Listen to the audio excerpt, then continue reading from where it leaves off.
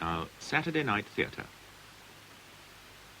The 7-Year Itch by George Axelrod, with Hugh Paddock as Richard Sherman.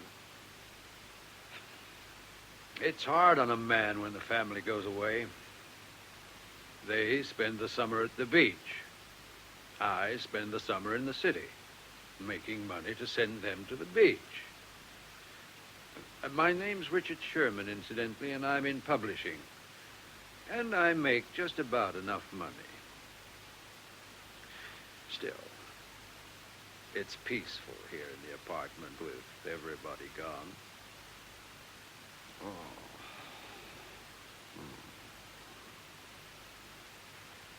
It's sure as hell peaceful. Ricky was really upset this morning when they left for the station. It was very flattering. I thought the kid was going to cry. But what about Daddy? Isn't Daddy coming with us? Poor Daddy's going to work very hard. He's going to eat properly and not smoke like Dr. Murphy told him. And he's going to stay on the wagon for a while like Dr. Summers told him to take care of his nervous indigestion. Poor Daddy. And just to make sure Daddy's all right, Mummy is going to call Daddy at 10 o'clock tonight. 10 o'clock? I don't even know how I'm going to stay awake till 10 o'clock. Oh. So hot.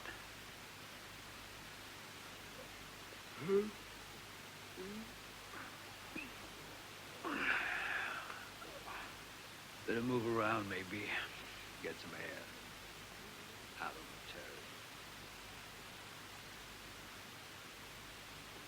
terrace. Oh, that feels better.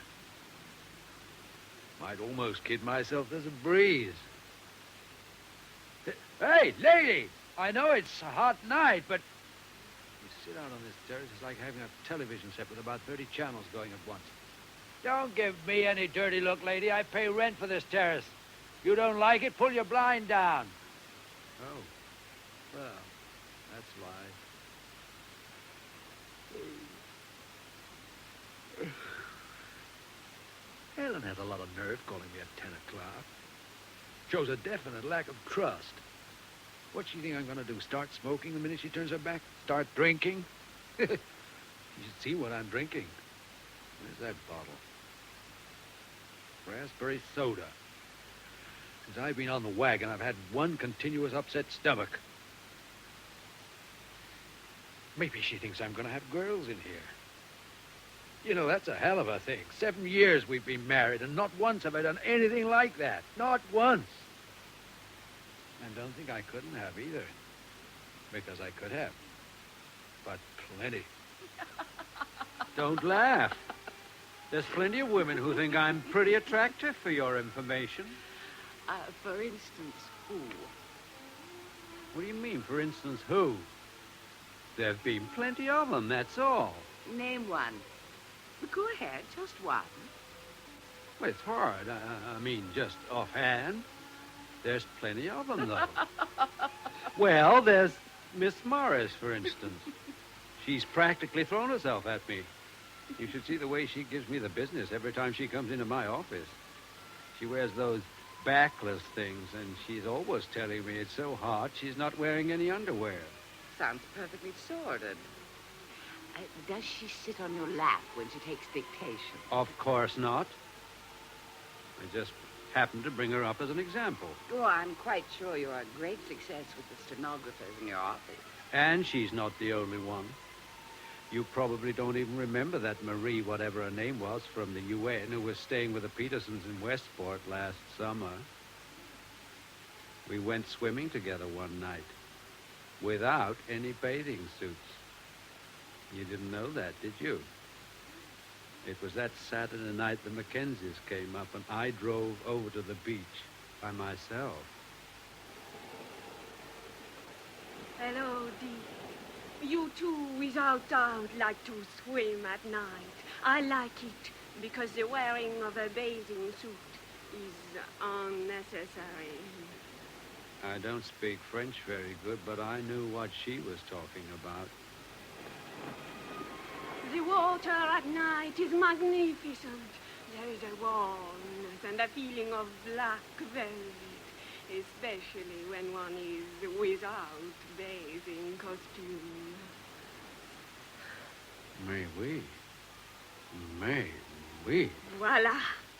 Let us go. We didn't do anything but swim. As a matter of fact, she was plenty disappointed we didn't do anything but swim. If Helen is going to stop worrying about me after 7 years, it's pretty ridiculous, that's all. She probably figures she isn't as young as she used to be. She's 31 years old. One of these days, she's going to wake up and find her looks are gone. Then where will she be? No wonder she's worried. Especially since I don't look a bit different than I did when I was 28. Not my fault, I don't. Just a simple biological fact. Women age quicker than men. I probably won't look any different when I'm 60. I have that kind of a face. Everybody will think she's my mother. Now, who's that? Hello? Hello? Who is it? I'm terribly sorry to bother you. What? I feel so silly. I forgot my key. I'm the person who's uplet the Kaufman's apartment. You know, the one above yours. Only I locked myself out, so I pressed your bell. I hope you don't mind. No, I don't mind. No trouble at all. Oh, thank you. I'm awfully sorry. Don't worry about it. Anytime. Thank you. Well, goodbye. Goodbye. Sublet the Kaufman's apartment, eh? I should have asked her in for a drink. Oh, no, I shouldn't have. Not me, kid. Hello? Richard, is that you? Oh, hello, Helen. I wasn't expecting you to call till 10. Is everything okay? Everything's fine. We're just settling in, you know. How are you getting on? Well, you know, the whole place is pretty empty without you. I can't wait till Friday. Ricky okay, is he? He's fine, except he wet his pants. He did? Well, he hasn't done that for a long time. Probably just excitement. Oh, and one other thing. Huh? Guess who I met up here? Tom Mackenzie. You met Tom Mackenzie? What's Tom Mackenzie doing up there? He's taking his holiday like everyone else. Look, my advice to you is to avoid Tom Mackenzie like the plague. Richard. Look, are you sure everything else is all right? Oh, yes, we're fine. Tired, of course. Yeah, pretty tired myself. Go to bed, huh? Yeah, I think maybe we should. Yeah. Good night. Good night, darling. Good night. Well, might as well go to sleep myself. I don't feel sleepy. I suddenly realize I'm not even a little bit sleepy. I better get into bed and read. God knows I got enough stuff here I'm supposed to read. Got a conference with Dr. Brubaker tomorrow night. Might be amusing if I'd finished his miserable book before I talked to him about it. One more raspberry soda and I'm all set. Where's that bottle? Oh, yeah, out on the terrace. Somewhere out here, I know it was. She's got her blind up again. Hey, lady! Look at that damn thing.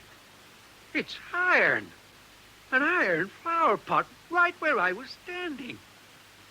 I could have been killed, for God's sake. Cigarette. I gotta. Forgot I'm not smoking. Oh, what the hell? I could have been killed. Just then. Like that. Right now, I could be dead.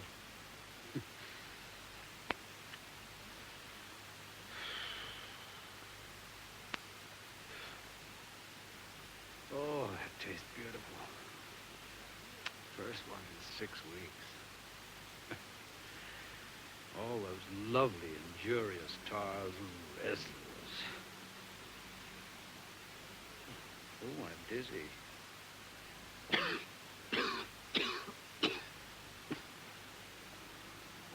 my God. This thing weighs a ton. I can't even budge it. I could have been killed. Hey, up there. What's the big idea?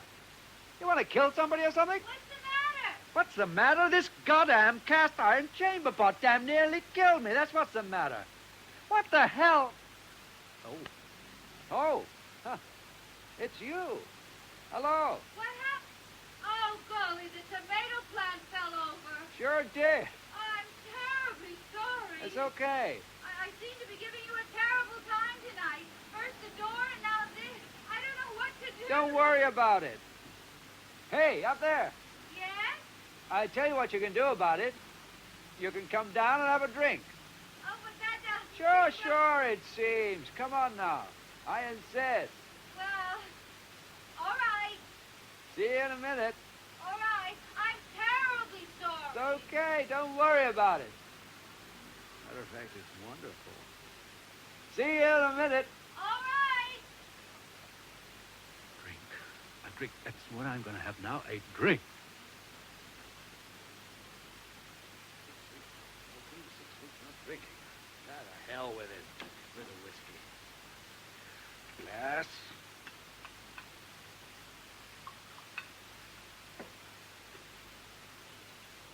Ah, that's good. Hi there. Richard? Is that you? Oh, Helen. Well, Helen, this is a surprise. And a very pleasant one, if I may say so. Richard, are you all right? Sure, I'm all right. Why shouldn't I be all right? Sound funny. In what way do I sound funny? Have you been drinking? No, I haven't been drinking. I just well, had listen, a... what I'm ringing about, Huh? I need my yellow skirt sent out. You want your yellow skirt? Tom McKenzie and some people are coming over from cocktails. Tom McKenzie and some people coming over for cocktail. Good old Tom. How is he? Richard, are you listening? My yellow skirt. Yellow skirt. I know. I'll send it off first thing in the morning. By parcel It's in post. the hall closet, hanging out. I'll find it. I'll find it. Sure now. Yeah, I'm sure. Yeah. Yeah. Well, good night, Dom. Good night. Sleep well. Good night. Good night. Good night. Good. Now, what do we need? Cocktails. Music. I can see it all. Soft lighting. What am I doing anyway? This is absolutely ridiculous. First night, Helen leaves and I'm bringing danger to the apartment. Now take it easy. Girl upstairs damn nearly kills you with a cast iron bucket, so you ask her down for a drink. What's wrong with that? If Helen was here, she'd do the same thing. It's only polite. And what the hell is she doing asking Tom McKenzie over for cocktails, for God's sake? Besides, I want to get another look at that girl. She must be some kind of a model or actress or something. Maybe we ought to have a little soft music, just for atmosphere. Let's see. How about second piano concerto?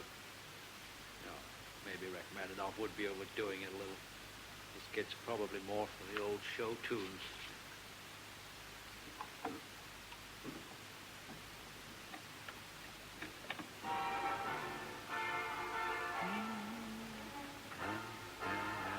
Oh, that's more like it. The old nostalgia. Never misses. Never misses? What am I trying to do? I'll call her and tell her not to come. That's all. Why ask for trouble? I don't even know what her phone number is. Don't even know her name. What am I doing? And what the hell is she doing? She could have been down here, had a lousy drink, and gone home already. She's probably getting all fixed up. She'll probably be wearing some kind of a damn evening dress. Oh, my God, what have I done?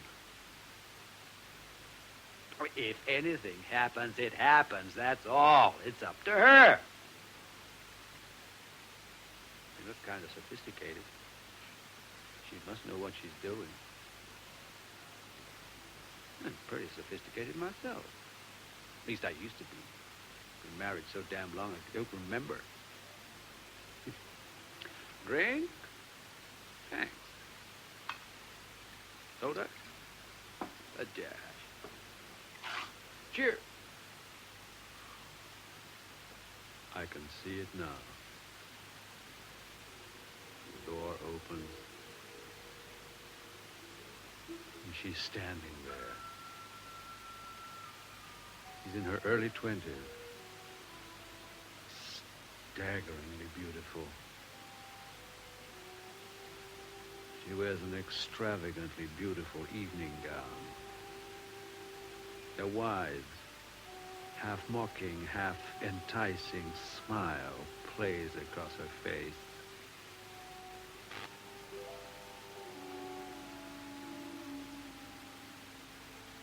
I came. I'm so glad. Didn't you know I'd come? Of course. Of course I knew. Won't you come in? Thank you.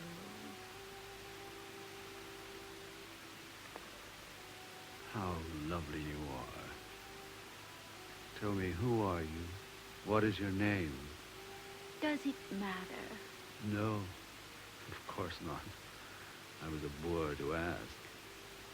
Why have you invited me here? Oh, just one of those things. Just one of those foolish things. A trip to the moon on gossamer wings. How sweet. Oh, a Steinway. Do you play? Just a little now. For myself. Play something. For me. All right. You'll be sorry you asked. I'm sure I won't be. You'll see. A little rusty. Tell me, what would you think if, quite suddenly, I were to seize you in my arms and cover your neck with kisses? I would think, what a mad, impetuous fool he is. And if I merely continue to sit mooning at you, as I have done for the last half hour, what would you think then? I would simply think, what a fool he is. Oh.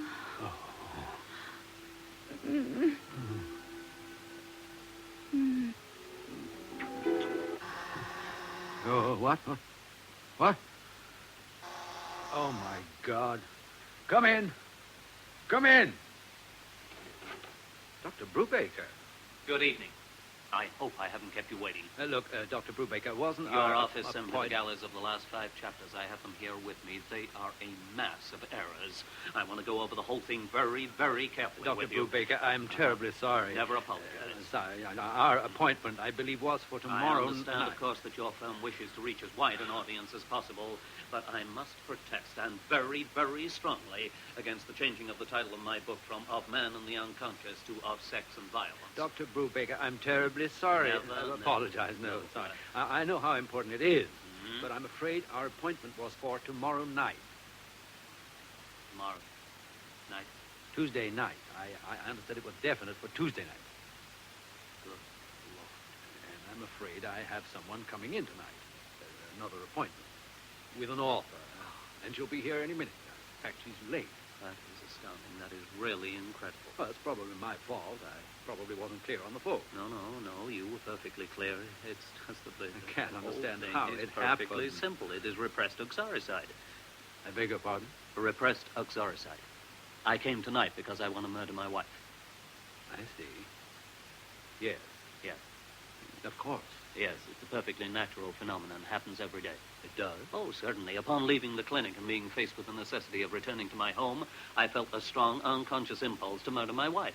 Oh, naturally. Not wishing to do the good woman any bodily harm, my mind conveniently changed our appointment to tonight. What could be more simple? I see. I am most sorry to have inconvenienced Never you, sir. apologize. No. It's quite all right.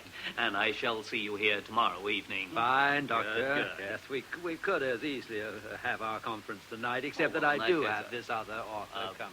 Of course. Yes, I understand perfectly. Thank you. Oh, by the way, have you finished reading the book? Well, I got as far as chapter 3, the Maya Holt case. Heim. Maya Heim. You read very slowly, sir. Well, good night. Oh, sir, I trust you will not be offended if I call to your attention the fact that you are not wearing socks. Good Lord. Yes. I was interested in knowing if you were aware of it, and I gather from your expression that you were not. No, in chapter 3 on Gustav Meyerheim, I point out that he invariably removed his socks before he struck. Before he struck? Yeah. You surely recall Meyerheim, a fascinating character, a rapist. I was certain you would be amused by the coincidence. Until tomorrow, then, good evening. Damn psychiatrist. Write books, make a federal case out of everything. I bet his wife is a nervous wreck. Every time he takes off his socks, she probably hides in the closet. Coming! Hi. Hi. Can I come in? Sure. I mean, of course.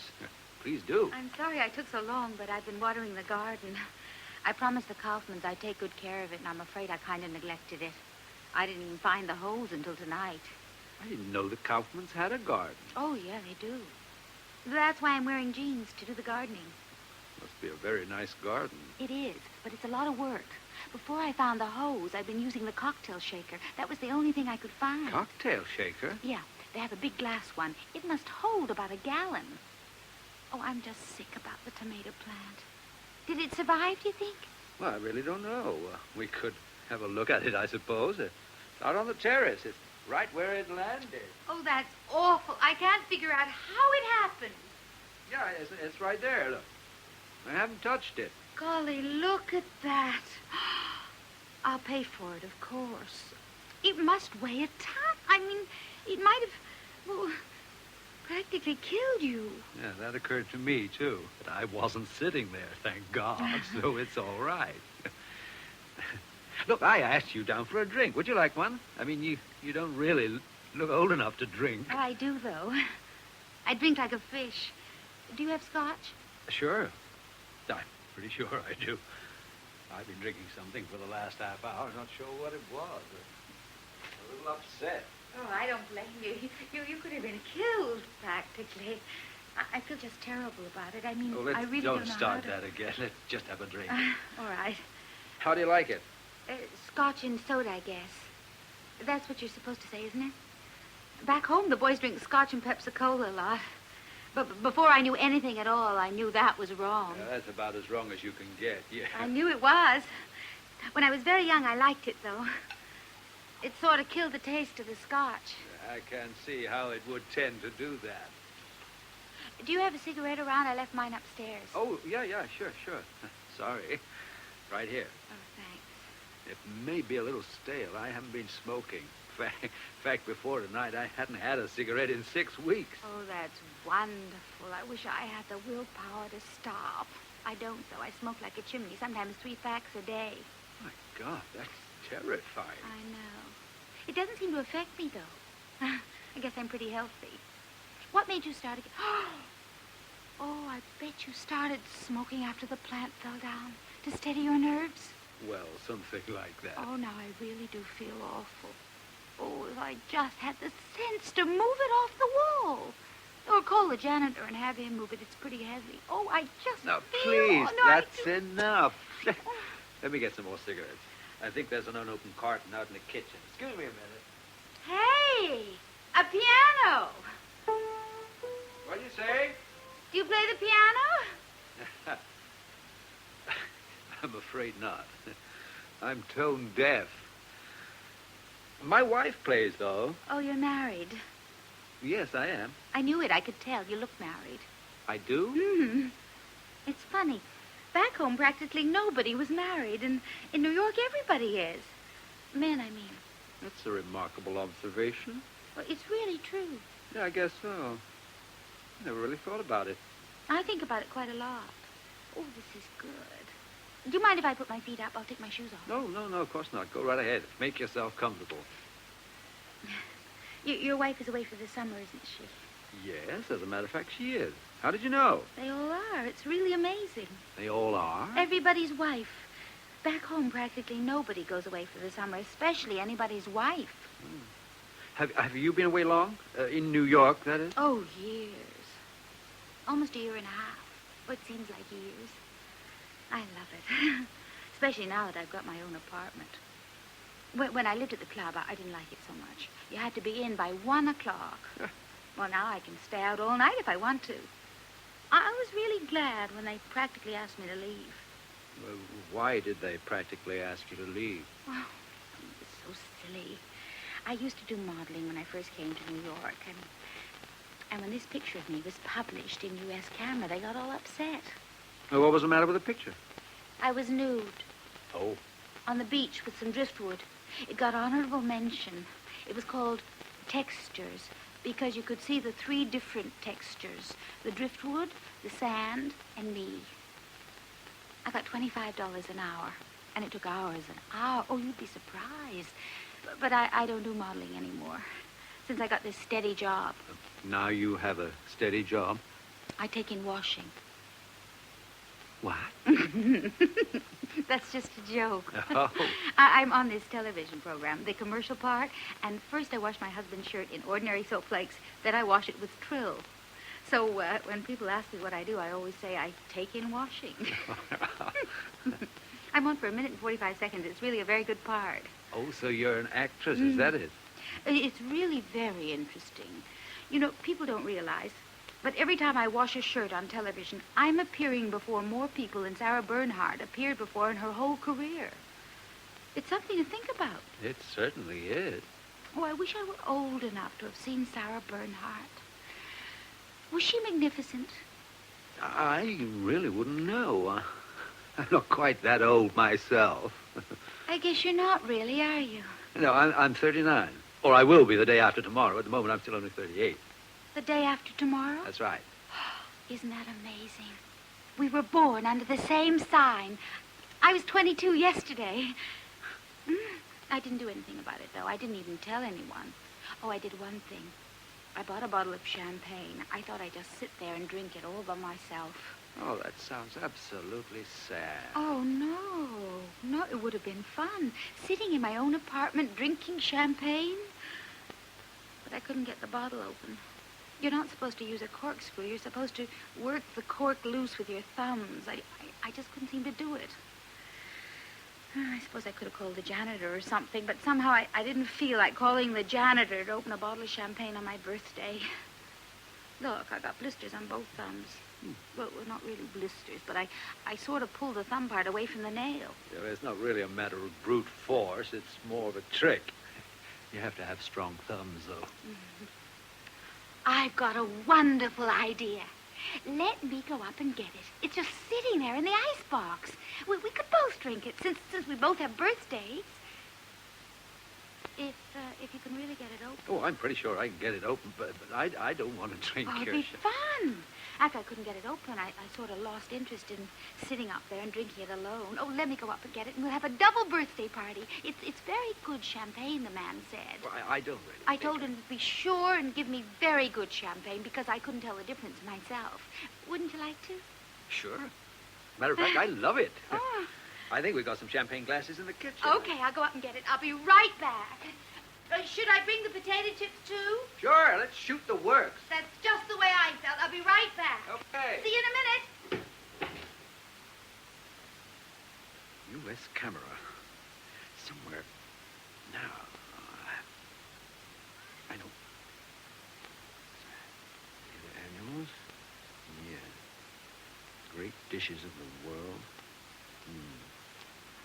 Arctic flora and U.S. camera. New events. Children and animals. Human body. Oh, my God. Put it away. Put it away. Where's that bourbon?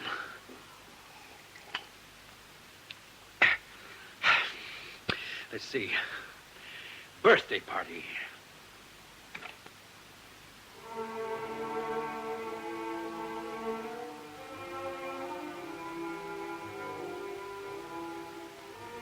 In 7 years, I never did anything like this. In another 7 years, I won't be able to. Hey, Dick. Dickie boy. Yeah, Richard. What do you think you're doing? I don't know. I don't know what I'm doing. This kid's just a little young, don't you think? Look, let me alone, will you? Okay. You know what you're doing. No, I don't. I really don't. Relax. You're not doing anything. Even if you wanted to, you haven't got a chance. Oh, yeah? That's what you think. She seems to like me. She seems kind of fascinated by me. She thinks you're that nice Sarah Bernhardt fan who lives downstairs. You're getting older, boy. You got bags under your eyes. You're getting fat. Fat? Where? Under your chin there. You got a martini pouch. And that long hair stuff. You're not kidding anybody. One of these mornings, you're going to look in the mirror, and that's all, brother. A portrait of Dorian Gray. Look, pal, I'm going to level with you. This is a real pretty girl, and as we pointed out, I'm not getting any younger, so... Okay, pal, you're on your own. Not getting any younger, eh? Hi. I'm sorry I took so long. I thought I ought to change. I got this dress at Warback's. But I don't think you could tell, could you? You look lovely. Oh, thank you. Here's the champagne. You can see where I was working on it. Now, let me take a crack at it. This is a tough one. Should I do anything? Don't think so. Just stand well back.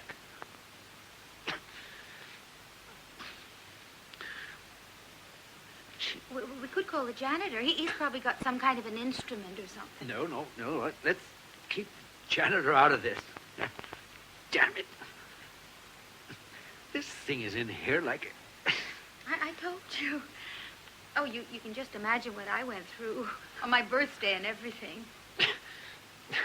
You know, this is just a lot of damn she nonsense. They could put a regular cork in this stuff, and you could just pull it out with a corkscrew. Come on, you stinker. Hey, I think... Watch out. Yeah? Maybe we better get a glass just in case. Catch it! I got it. Hey. Oh, boy. Boy, you sure have powerful thumbs. Used to play a lot of tennis. Do you think it's cold enough? I just had it sitting in the icebox. It's fine. Well, happy birthday. Happy birthday.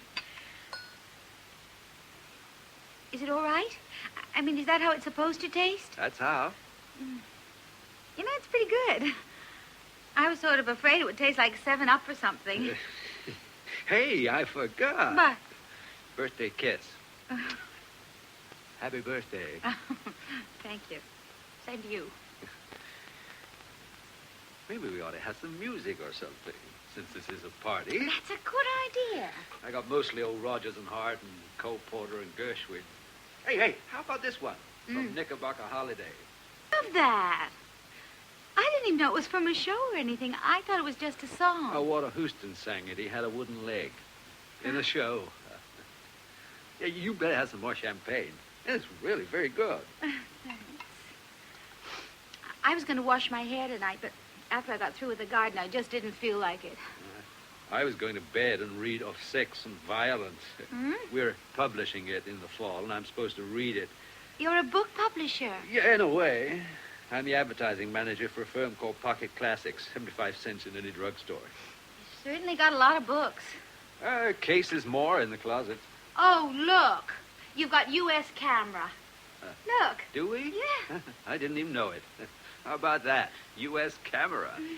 I bet I bought a dozen copies of this, but I don't have a single one left. Boys and people used to keep stealing them. Can't think why. Did you ever notice me in it? It's a picture called Textures. I'm afraid I didn't. I told you about it. Don't you remember, see? That's me right there on the beach. Hmm?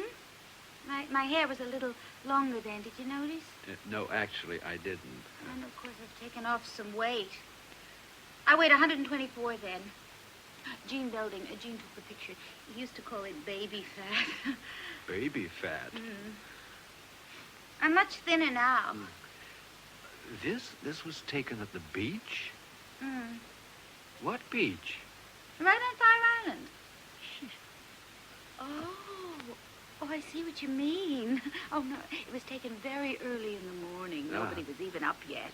Just you and Miss Belding? Mr. Belding, Gene Belding with a G. Oh. Well, certainly a fine picture. Yeah. Thanks. I'll autograph it for you if you want. People keep asking me to. Oh, that would be wonderful. Maybe we better have some more champagne. Good. You know, this is suddenly beginning to feel like a party. Oh, it was awfully sweet of you to ask me down here in the first place. Just one of those things. Just one of those foolish things.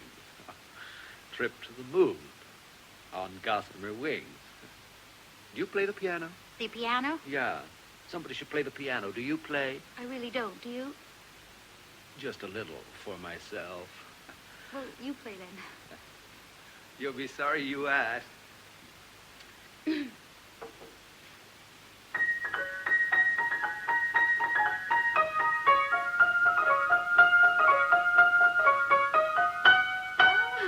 was afraid you could really play. I can play that, too. Look, let's try.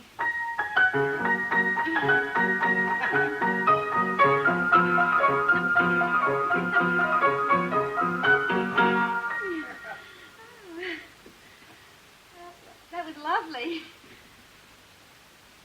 Tell me, what would you say if quite suddenly I were to seize you in my... Hey, come here. Hey, no, wait a minute. Hey! Oh, are you all right? I'm sorry. I don't know what happened. I must be out of my mind. I'm fine. I don't know what happened. Oh, well, I think I'd better go now. No, please don't. I'm sorry. No, I better go. Good night. Please, I'm so sorry. Oh, that's all right. Good night.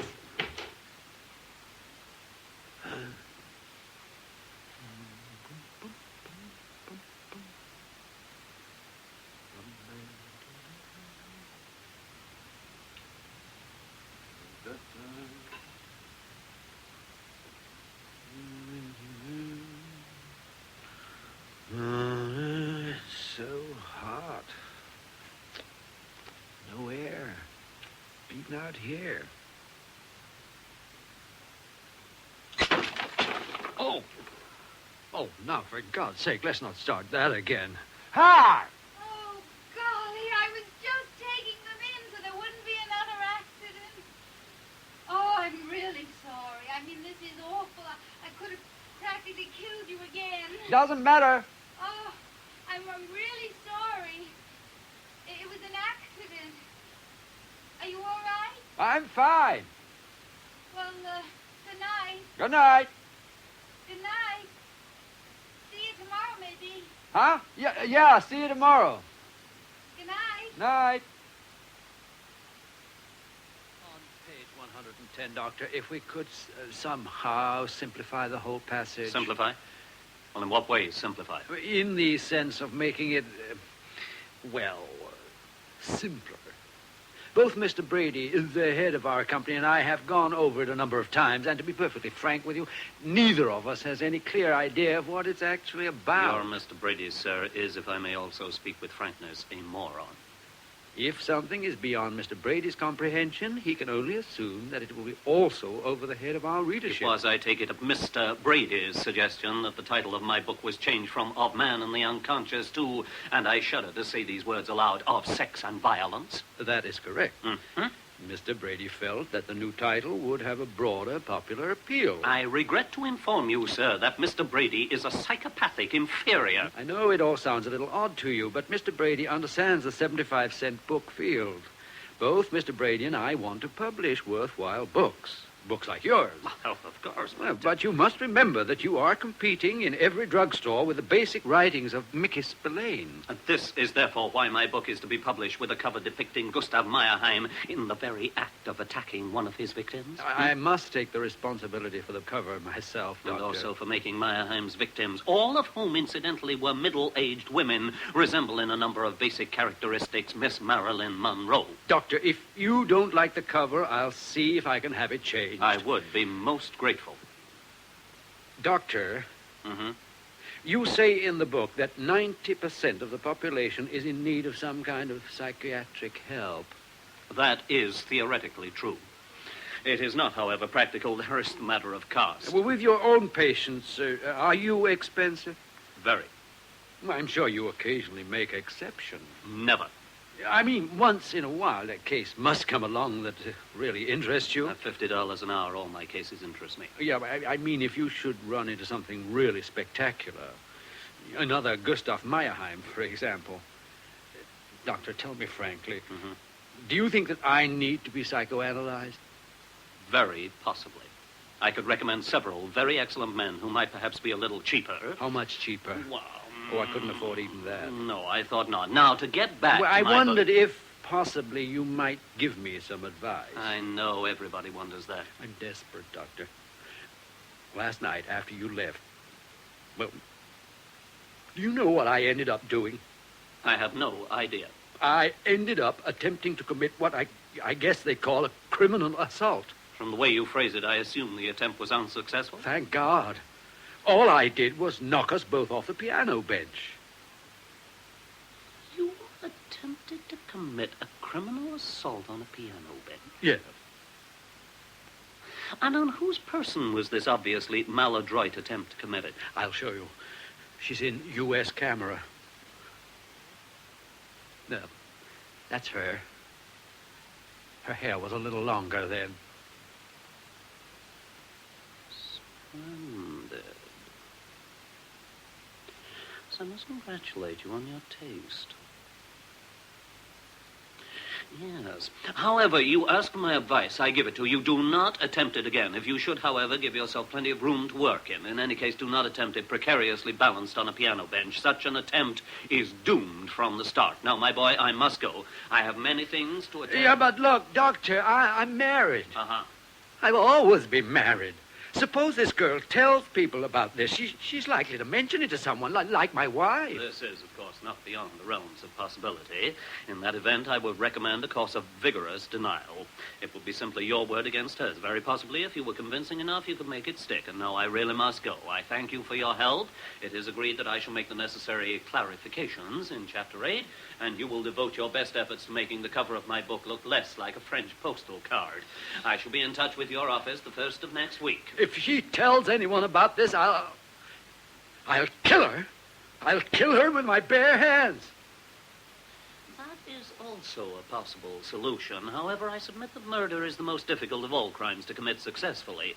Therefore, until you are able to commit a simple criminal assault, I strongly advise that you avoid anything so complex as murder. One must learn to walk before one can run. I thank you again, and good night. I've got to do something. What kind of a man am I, anyway? Suppose she tells everyone. Suppose she tells Helen. Mrs. Sherman, it was terribly embarrassing. He seemed to go berserk.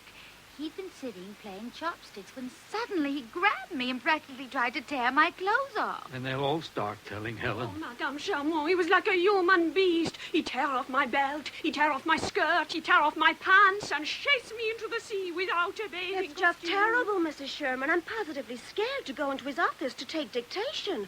Why, the way that man looks at me makes me feel kind of naked. And me, Mrs. Sherman, I'm not even safe in my own apartment. Every time I start getting ready for bed, your husband sits out there on his terrace staring at me. I just hate a peeping Tom. I've always suspected that Richard was not quite sane. Oh, he's sane, all right. He's just a nasty, evil-minded, middle-aged man. Helen! I've got to do something. The girl's probably told 50 people about this already. If I just send her some flowers. Oh, that's no good. I got to talk to her, reason with her, plead with her. Tell her I was drunk, which God knows I was, and beg her not to mention this to anyone, or my life could be ruined. What's her number? John's Kaufman. Oregon 37221.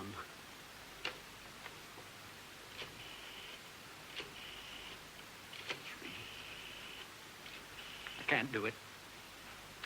What can I possibly say to her?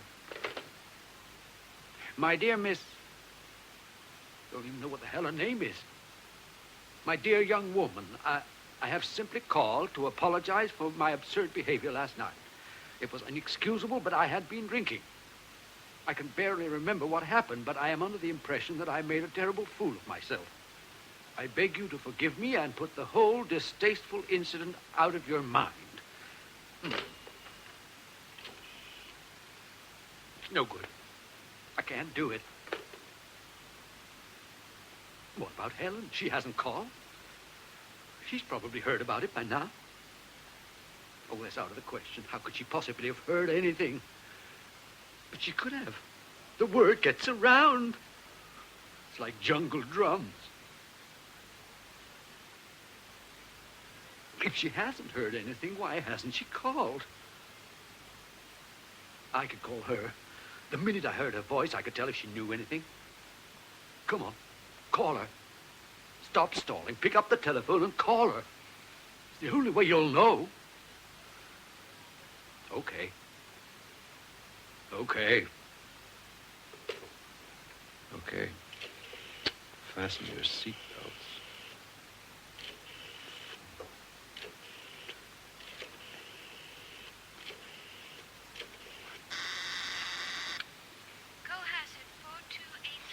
Hello, Helen. This is Cohasset 42831. Look, who is this? I want to talk to Mrs. Richard Sherman. I'm afraid Mrs. Sherman is out. I'm just the babysitter. The babysitter? What do you mean? She's out for the evening? With whom is she out for the evening? I'm afraid... Look, this is Mr. Richard Sherman here. Oh, Mr. Sherman. Well, your wife's out with Mr. Mackenzie. Out with Mr. Mackenzie? And she left a message for you about a yellow skirt. Oh, my God. A yellow skirt. I forgot. Something unexpected came up. Look, just tell her I'll send it up tomorrow. All right, I'll tell her. And, how did Mrs. Sherman seem? I mean, did she seem upset in any way, like she'd heard some bad news or anything like that? She seemed fine to me. Oh, good, good, good. Well, when she comes in, tell her everything is fine here, and I'll talk to her tomorrow. I'll tell her. Fine. Goodbye, then. Bye. Well, thank God. The only thing I cannot understand is what the hell is she doing having dinner with Tom Mackenzie? I wish she wouldn't hang around with people like that. He gets away with murder because he's a writer. Well, he's a damn lousy writer. At last, book. Helen should know better than to go around with people like that. She isn't even safe. I know for a positive fact that he's been after her for years. She probably thinks she's fascinating as hell. She thought that last book of his was great. All that inwardly, downwardly, pulsating, and afterwards her hair spilled across the pillow crap. But Helen is just the kind of middle-aged dame who'd fall for it. I know his pitch. The outdoor type.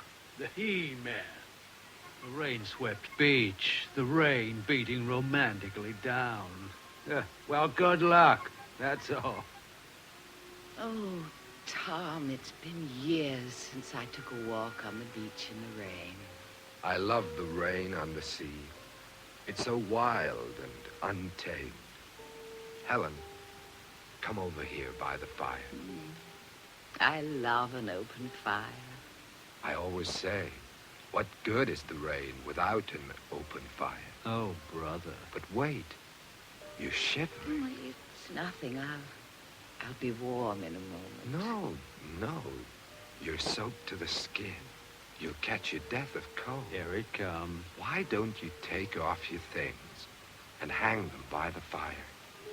I'll get you something dry. He used that in his book, for God's sake. As who didn't? Helen, darling, Yes, Tom. did anyone ever tell you that you are a very beautiful woman? No. Not recently, anyway. But surely, I'm Richard, afraid Richard rather takes me for granted now. that blind, utter fool, Oh, darling.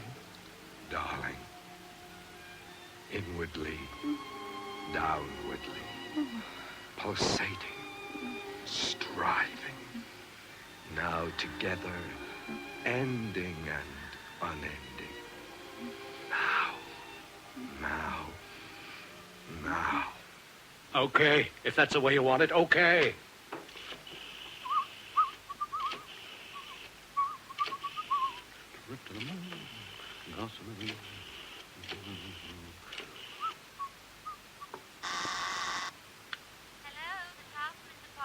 Hello. Did you know you left your tomato plant on my terrace last night? Well, I could have the janitor bring it back, or if you want, I was thinking maybe I could bring it along myself.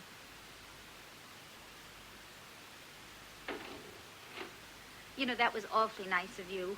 It was enough to have you carry that heavy plant all the way upstairs. You didn't have to ask me out for dinner. Oh, I hope you didn't hurt yourself or strain anything. It wasn't that heavy. I was going to call the janitor to help me, but then I decided not to.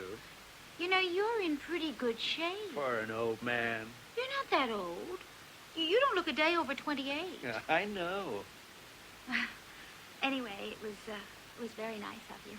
I just took a chance and called. I really didn't think you'd be home. You know, I thought you'd be out or something. Oh, no, I don't go out very much. You must have a boyfriend or something. Well, I don't go out with most people who ask me. Yeah, you went out with me when I asked you. Oh, well, that's different. Well, I mean, it's all right going out with you. Huh? Well, after all, you're married. I see. I think.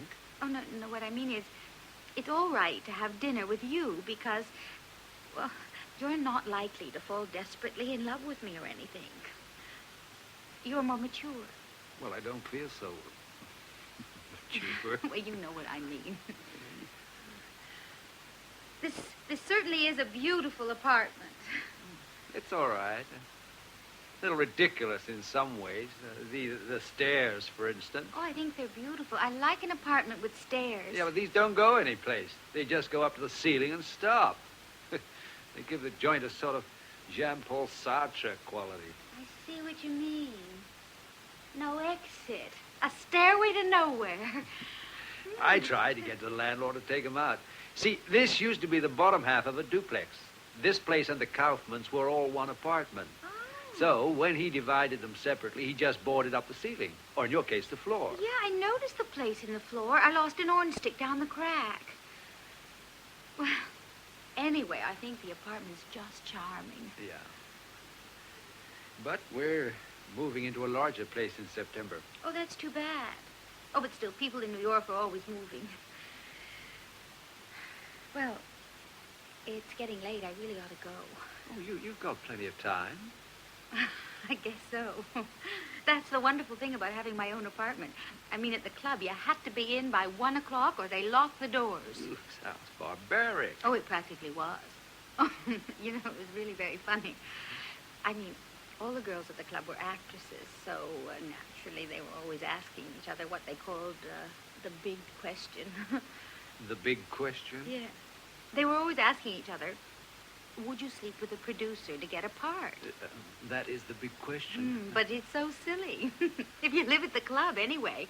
I used to tell them producers don't even go to bed before 1 o'clock, so the whole thing is academic, if you see what I mean. You'd be surprised how much time they spend discussing it, though. Yeah, I can't see where they might give the matter some thought. Oh, sure. But they never discussed it in a practical way.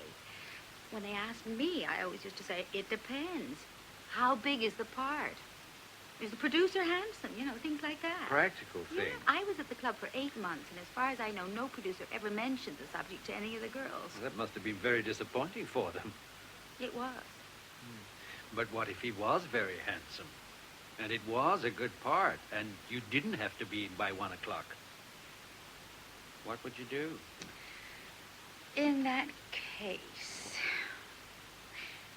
if I was sure he wouldn't fall desperately in love with me and ask me to marry him and everything...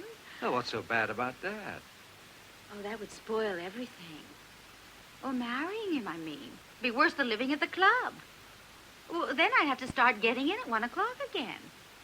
I mean, it's taken me 22 years to get my own apartment. It'd be pretty silly if the first thing I did was to get married and spoil everything.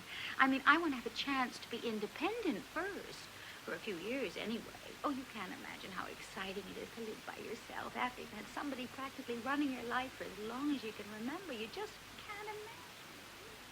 Hello, Dickie boy. Remember Mommy? Daddy's going to work very hard, and he's going to stay on the wagon like Dr. Summers told him, and he's going to eat properly and not smoke like Dr. Murphy told him, and Mommy is going to call Daddy tonight just to make sure he's all right. Poor Daddy. Poor Daddy. The girl is absolutely right. Not want to get married. You dope. The minute you were old enough to have any fun, the only thing you could think of to do was to get married. I know. It was a kind of nervousness. But I made the best of it. I've been a pretty good husband. When I think of the chances I've had... We've been through all this before. I know. Just thought I'd mention it. Has it ever dawned on you that you're kidding yourself?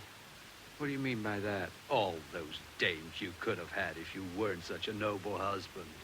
The only reason you didn't do anything about them was you didn't want to. Why didn't I want to? Laziness, pal. Laziness. It was too much trouble. You just didn't want to get involved. And all those phone calls and taxes and excuses. Yeah. Why does it always have to be so complicated? If you could answer that one, pal, they'd make you President of the United States. So when you asked me to go out for dinner with you, it was all right. You're married, and naturally, you don't want to fall desperately in love with anyone any more than I want anyone to fall desperately in love with me. Do you know what I mean? Sure, it's too much trouble. Exactly. I know just what you mean. That's right. We both happen to be in positions where we can't possibly let ourselves get involved in anything. When you said about the producer, it would depend on if he were handsome. What did you mean by that? I mean, just out of curiosity, what would be your idea of handsome? Well, let's see. I really don't know. I suppose he should be tall and kind of mature looking. Like me?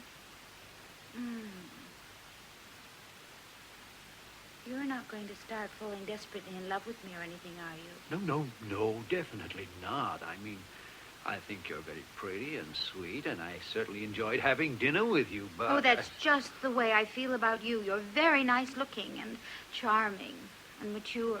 But you're someone I can be with and count on him not falling desperately in love with me. That's right. I'm almost... Well, I'm a lot older than you are. Then, of course, you can overdo that line of thinking, too.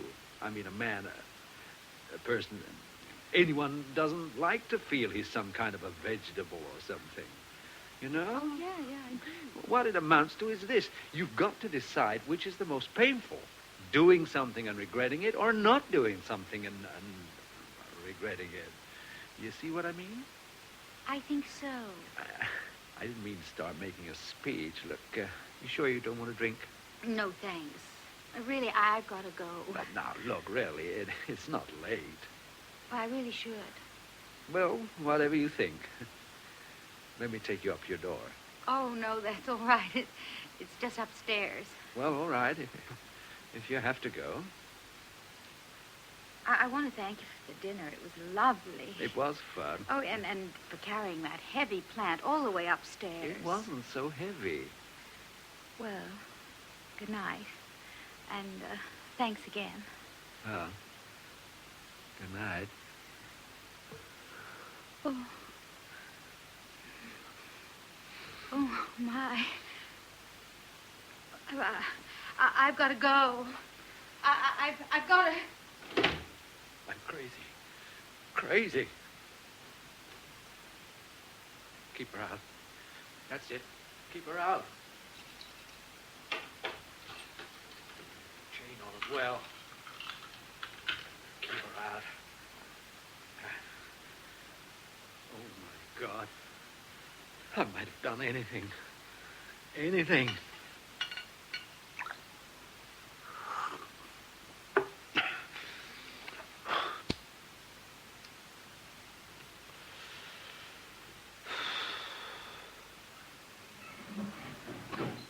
What's that? What are you doing up there? You said the stairs were boarded up. They're not. It's the kind of trap door. A trapdoor? I don't think the Kaufmans know about it. No, I don't suppose they do. I mean, I don't suppose they'd be very pleased if they did know. I mean, you could get in and out of each other's apartments whenever you wanted. I mean, where's the privacy? You see what I mean? You're right. I mean, suppose... You're absolutely right. What I'm trying to say... I know. I know. I thought I'd better tell you about the trap door.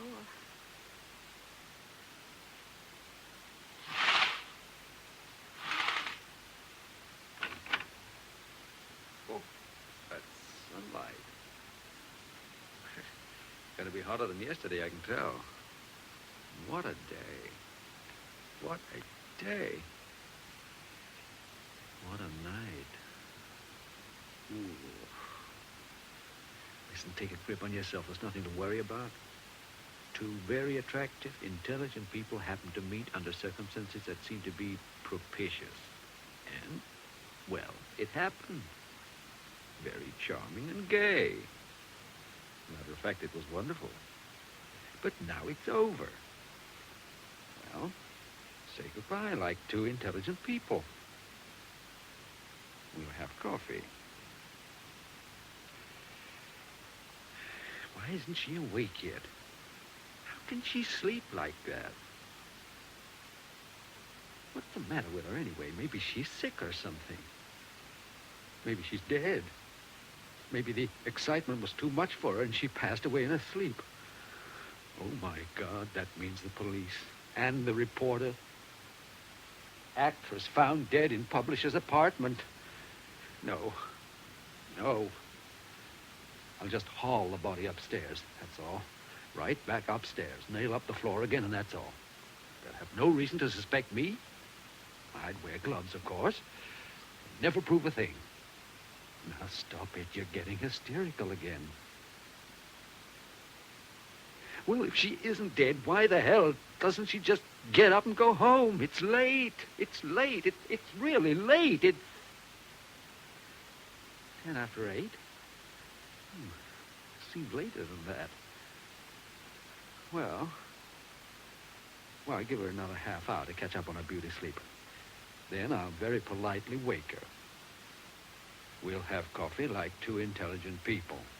Then I'll kiss her goodbye. It's been fun, darling, but now, of course, it's over. No tears, no regrets, just goodbye. It's been swell. Dickie boy. Huh? I don't want you to get upset or anything, but it might not be as easy as all that. You know? Be realistic. What? What are you talking about? I was just pointing out women don't take these things as lightly as men, you know. There could be complications. For example, suppose she's fallen desperately in love with you. She can't do that. It isn't fair. She knows she can. After all, pal, you had a little something to do with this yourself. Oh, don't worry. I can handle it. Just don't worry. I can be tough if I have to. I can be pretty damn tough. If I set my mind to it, I can be a terrible heel. Ha ha. Shut up. I'll handle this my way.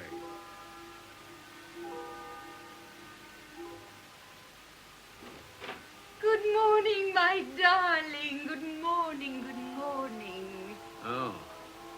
About time you dragged your butt out of the sack. Oh, darling, what is it, my darling? You seem troubled. Shut up, baby, and listen to me. I got something to tell you. And I've something to tell you. I've grown older somehow, overnight.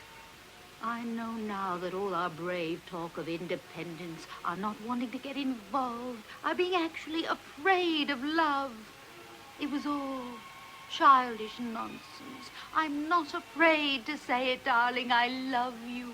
I want you. You belong to me. Look, baby, let's get one thing straight. I belong to nobody, see? If some dumb little dame wants to throw herself at me, that's her lookout, see? I'm strictly a one-night guy. Connecticut and back. Now, the smartest little move you can make is to pack your stuff and scram. Go. Not I. Not now, not ever. Don't you see, my darling? After what we've been to each other. I spell trouble, baby, with a capital T. We're poison to each other, you and me. Don't you see that? When two people care for each other as we do. What do I care for a dame? Every damn dame's the same. I'm going to own a nightclub. That doesn't matter. Nothing matters. This thing is bigger than both of us. We'll flaunt our love.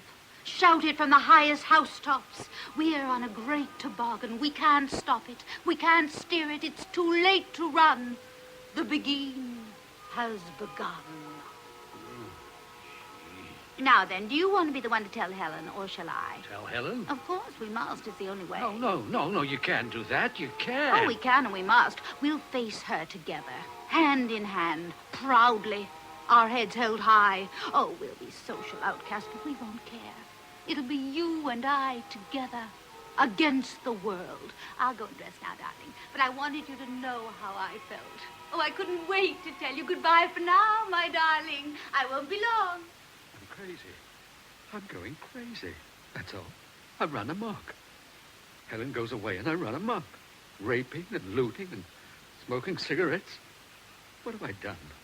What did I think I was doing? What did I possibly think I was doing?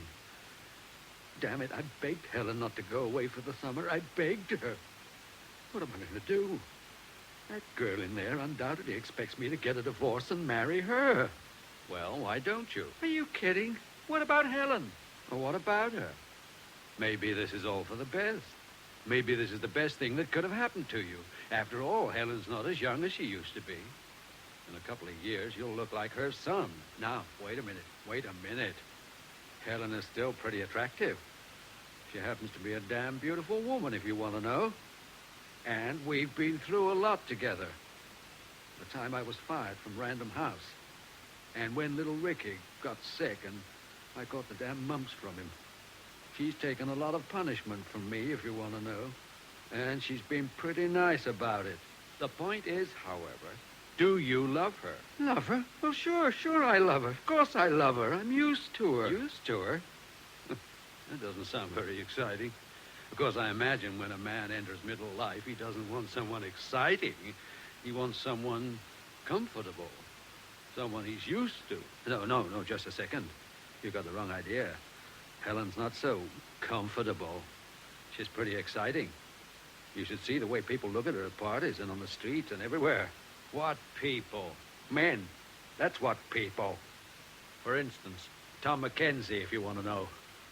When Helen wears that green dress, the backless one with hardly any front, there's nothing comfortable about that at all. She wore it one night last spring when Tom Mackenzie was over, and you just couldn't get him out of here. It looked like he was going to go home about 4 different times, but he just couldn't tear himself away. Helen, you look particularly lovely tonight. Oh, why, thank you, Tom. You're a lucky boy, Dickie, even if you don't know it. I know all about it, and don't call me Dickie. Helen, that name is so like you.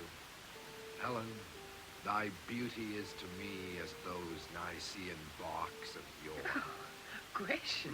No, I mean it. Stand there a moment. Let me drink you in. Turn around. Slowly. That's it. You look particularly lovely in a backless gown.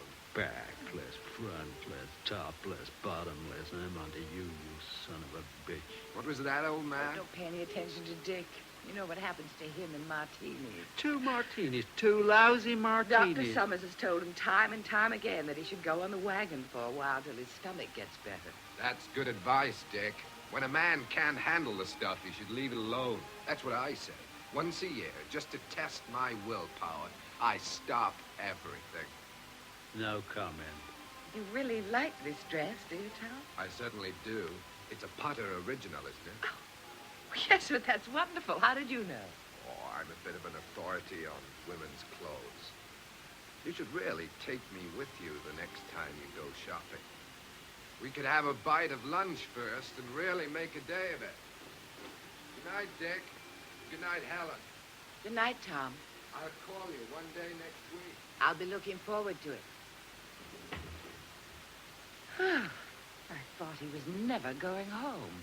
Helen, thy beauty is to me as those Nicean barks of yours. Is he kidding? Oh, you know, Tom, he beats his chest and makes noises that doesn't really mean anything. I know. His Nicean bark is worse than his Nicean bite. Hey, that's pretty good. That came out better than I thought it was going to. Nicean bark, Nicean bite. Actually, in some ways, Tom is very sweet. I mean, it's nice to have people notice your clothes. Notice your clothes. He did a lot more than notice. He practically... You know, you really ought to do something about that dress. Just the front part there. Do something about it? Well, I mean, sort of, I don't know. Maybe we ought to empty the ashtrays or something. You should see the way he was looking at you. You should have been flattered. Don't you want people to think your wife's attractive? Well, sure, but... Why don't we clean this place up a little? It looks like a cocktail lounge on West 10th Street. Darling. We ought to at least empty the ashtrays. Not now. Huh? I mean, not now. Then you really do love Helen? What do you want, an affidavit? Well, good. So that leaves you with only one problem. I'm warning you, pal. It may not be as easy to get rid of this girl as you think. Huh? My dear boy, did you ever hear of a thing called blackmail? Blackmail? One often hears of unscrupulous young girls who prey on foolish, wealthy, middle-aged men. Now, really? You got her into bed without any great effort? Why do you suppose she was so willing? But she told me, she went on record, she didn't want to get involved. A minute ago, you were saying she was madly in love with me. You poor, foolish, wealthy, middle-aged man. Now, wait a minute. In the first place, I'm not wealthy. Blackmail, pal. It happens every day. She'll bleed you white. Oh, my God. I'll have to sell the kids' bonds. Poor Ricky. Poor Helen. There's only one thing to do. Confess everything and throw myself on her mercy. We're both intelligent people. If you'll forgive me, I wouldn't be a bit surprised if she shot you dead. You're out of your mind.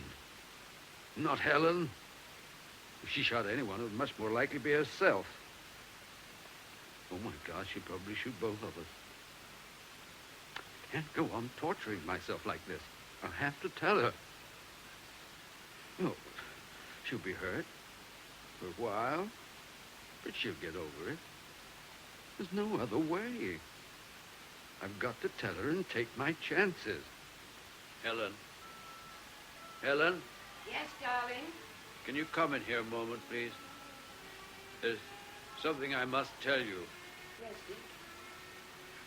I don't know how to say this to you. Yes.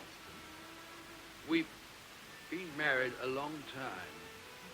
7 glorious years. And in all that time, I've never looked at another woman. I know that, Dick.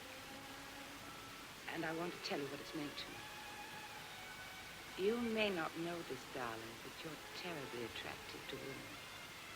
I am. Yes, you funny Richard, you are. I trust you, Dick. I always have, I always will. Do you know something? What? I honestly believe that if you were ever unfaithful to me, I'd know it. I'd know it instantly. You would? Oh, yes. And what would you do?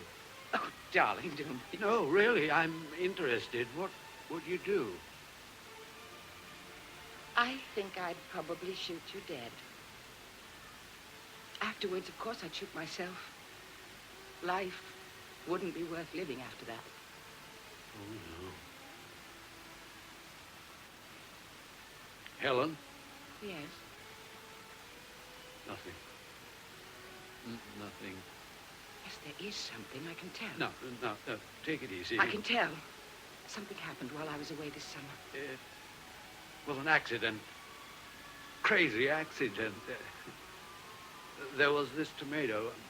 That is, this tomato plant fell down. Landed right out there in the terrace. But nobody was hurt, thank God. I didn't want to tell you about it. I was afraid you'd worry. Who was she? No, Helen, you're making this up. Who was she? Now, please, really. Then it's true. It's true. Look, we're both intelligent people. I know you'd be hurt. But I know that somehow, someday, you'll forgive me. My God, put that thing down. What are you going to do? Left me nothing else to do. I'm going to shoot you dead. And I'm going to kill myself. But what about child? You should have thought that before. Bye, Richard.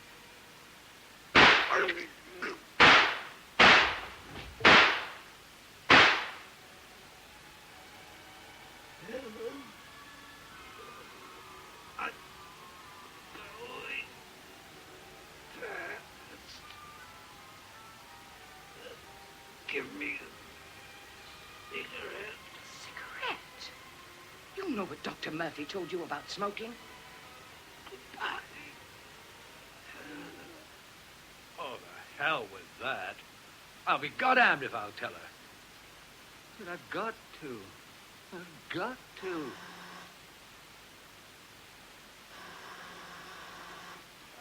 Who is it? Once again, sir, I fear I must trouble you. Dr. Brubaker. Yes. What is it? What can I do for you? Last evening, sir, after our conference, I appear to have left your apartment without my briefcase. No, Doctor, that's impossible. I'm afraid you're mistaken. I'm quite sure you had it with you. No. In fact, I remember quite clearly seeing... Oh, there it is. You're right. Isn't that amazing? Here you are, Doctor. Oh, thank you. Goodbye. If you'll just permit me, I'll just make sure that everything is in order. You can see, can't you, what a strong, unconscious resistance this whole project has stimulated in me. I cannot understand this mass compulsion on the part of the psychiatric profession to write and publish books. Well, don't worry about it, Doctor. I mean, books by psychiatrists almost always sell well. I'll talk to you again the first of the week. Oh, thank you, sir. Thank you. Once again, I must apologize for troubling you, That's all. particularly in the midst of such a delicate situation.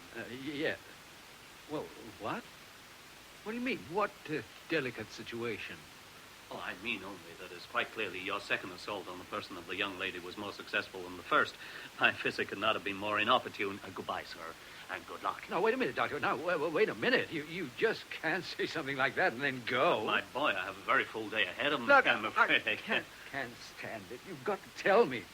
How do you know about what happened? In the light of our conversation of last evening, it's quite obvious. I returned this morning to find you behind barred doors in an extreme state of sexomasochistic excitement bordering on hysteria. What the hell is sexomasochistic excitement? Guilt feelings, sir. Guilt feelings. A state of deep and utter enjoyment induced by reveling in one's guilt feelings. One punishes oneself, one is pardoned of one's crime. And now, my boy, I really must go.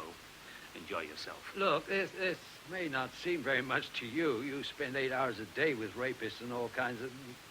But I've never done anything like this before. And that is quite obvious. This is the first time.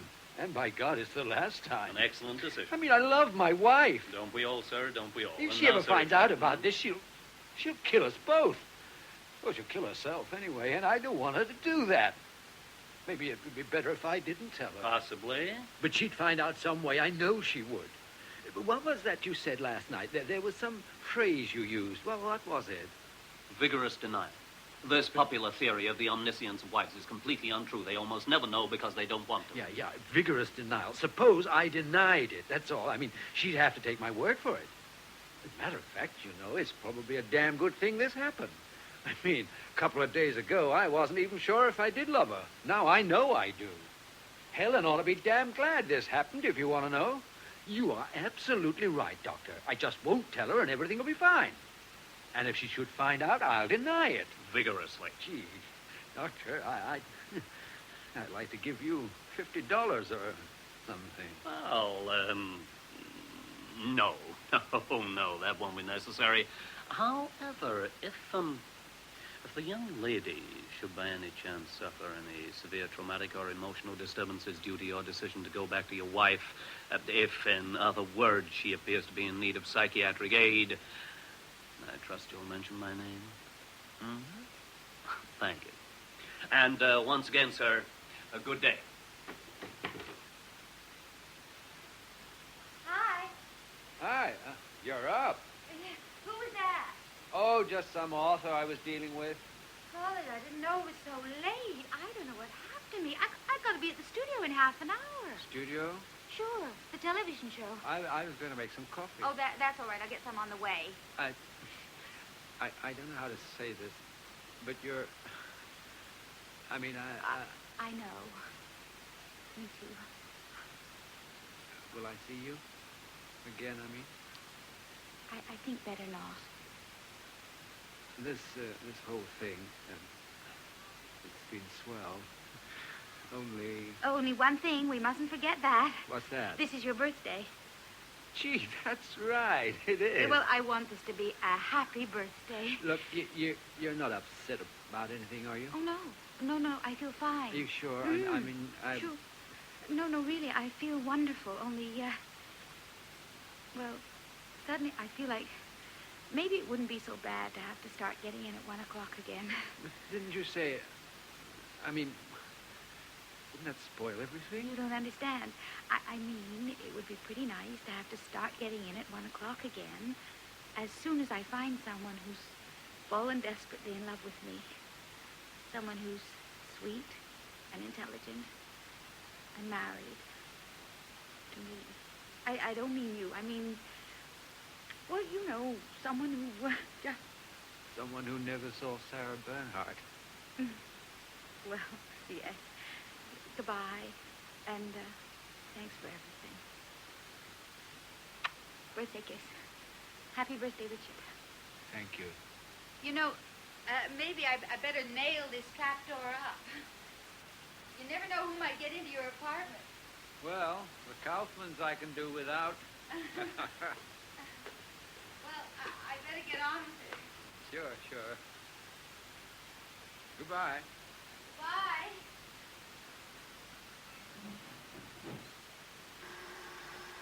If that's Brew Baker...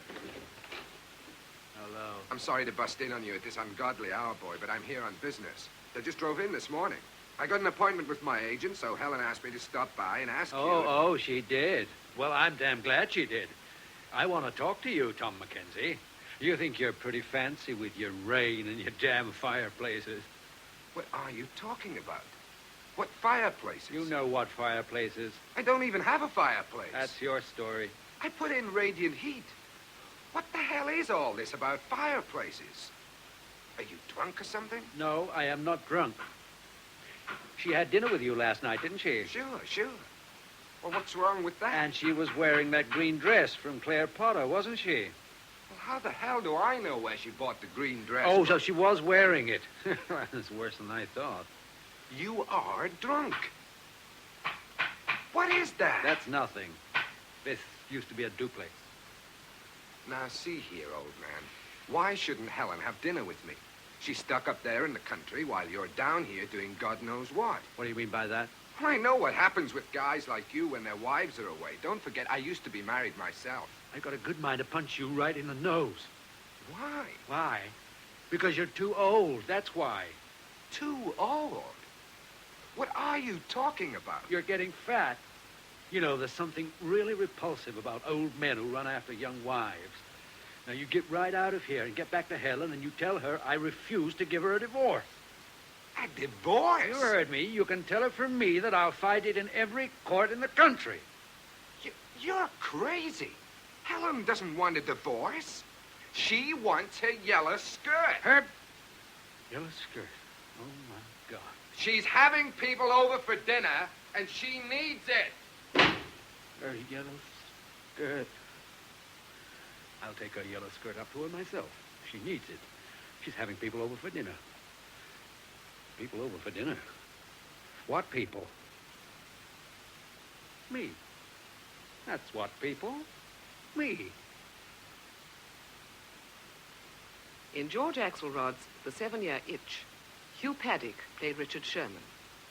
Toby Robbins, the girl, Margaret Robertson, Helen Sherman, and Aubrey Woods, Dr. Brubaker. Ralph Watson played Tom Mackenzie, Gillian Barge, the babysitter, Elizabeth Proud, Ricky, and the girl opposite, Jane Knowles, Murray, and Sarah Coward, Miss Morris. The play, which was adapted by Colin Tucker, was produced by Guy Vason. Gillian Barge is a National Theatre player.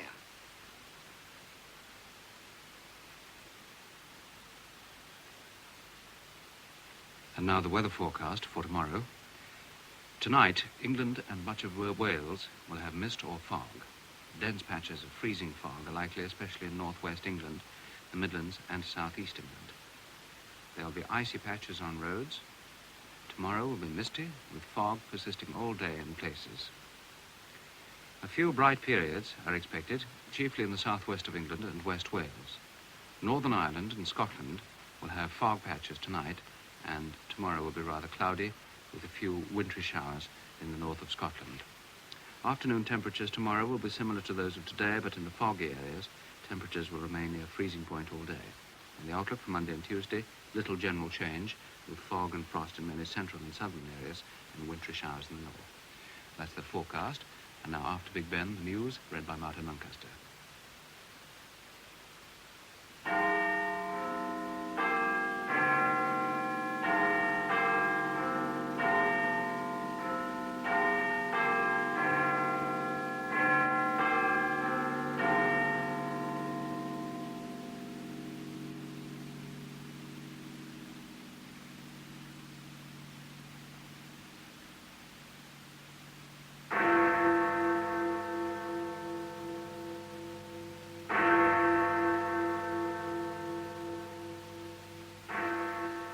BBC Radio News at 10 o'clock.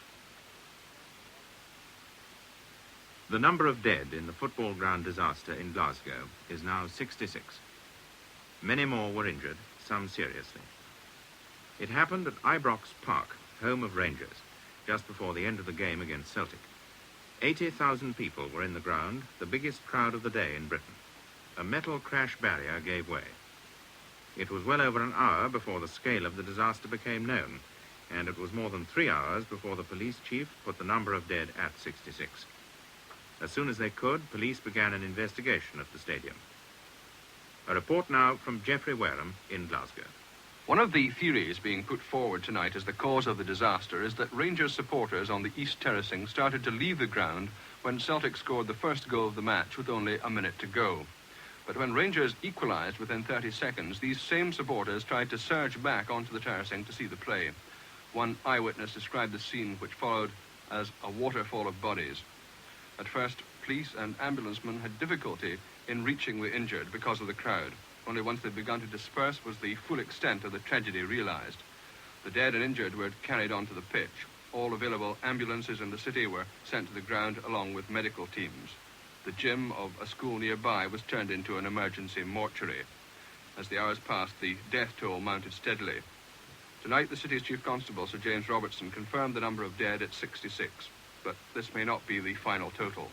Tonight, more than 60 people are in hospitals throughout Glasgow, some seriously injured. The city's Lord Provost, Sir Donald Liddell, has said every effort will be made to provide for dependents. The city's Roman Catholic Archbishop was one of the first to offer financial help. That was Geoffrey Cameron. One of the people on the terraces at Ibrox at the time, Mr. George Connor, described the scene. Chaos. You wouldn't have believed it. You just couldn't believe what you saw. It was something just from... Oh, you just couldn't mention it. There were bodies. If I could be young enough and go back, it would be something like the Blitz. You know, if I could go back to something during the war, I'd say the Blitz couldn't have been anything like that. The facial injuries, the bodies, no shirts, men gasping for breath, sitting, crying, people were just actually falling over their relatives, seeking some comfort. You know, it was pitiful. I prayed everyone. As I went along, I actually prayed everybody that was there. I felt so sorry. I was sick at times. I tried even... Everybody I saw, I says, well, are we sure this man's dead? The police were doing their best. There was other men there. I don't know whether they were Celtic supporters, Rangers supporters, but everybody was cooperative. You know, they just didn't say, well, just stand back and look. Everybody moved. Don't try to do something. Coats were given. Comfort was given. Mr. Connor was asked how he thought the accident happened. The theory, this is only a theory actually, we just can't see how it happened, but the theory in the pavilion with the officials was that when Celtic scored, some Rangers supporters were leaving. Rangers scored, the Rangers supporters were on their way back again. And of course, this meeting halfway up and halfway down, this is what really caused it. You'll probably find someone just got pushed when his back was turned to the steps.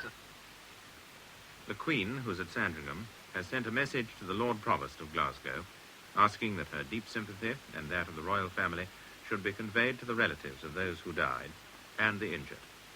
Other messages have come from the Prime Minister, who asked the Secretary for Scotland to ensure that there should be the fullest inquiry into the disaster, and from the Leader of the Opposition, Mr. Wilson. The barriers at Ibrox Park were reinforced with steel 3 seasons ago, after 2 men had been killed in similar circumstances towards the end of a Rangers-Celtic match when some of the crowd rushed back, hearing cries of a goal. At the turn of the century, in 1902, 25 people died and more than 500 were injured when terracing collapsed at the ground during an England-Scotland international. The worst accident at a football match before today's disaster was at Bolton in 1946. 33 people died then, and 500 were hurt after a barrier failed. Scotland Yard say they believe Ronald Biggs, the great train robber, may be back in London. They think he's probably living with a woman and children and posing as a family man.